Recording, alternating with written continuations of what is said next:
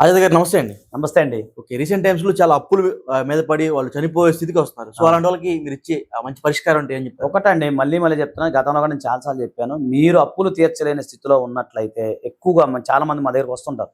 చాలా అప్పులైపోయి తర్వాత అనుకున్న దానికంటే ఎక్కువైపోయి తీర్చలేని స్థితిలో చాలామంది సార్ మాకు చావే పరిష్కారం, ఆత్మహత్య పరిష్కారం అనుకుంటారు.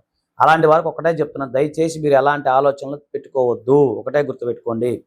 మీకు ఇన్సాల్వెన్స్ పిటిషన్ అనేది ఒకటి ఉంది.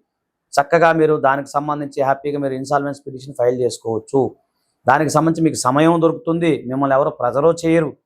ఓకేనా? జాగ్రత్తగా మీరు మళ్ళీ తిరిగి అంటే ఈ సమయం వల్ల ఏమవుతుందంటే మీకు ఏదైనా రావాల్సినవి ఏమైనా ఉంటే అవి వసూలు చేసుకొని ఇవ్వాల్సిన వాళ్ళకి ఇచ్చేస్తే సరిపోతుంది.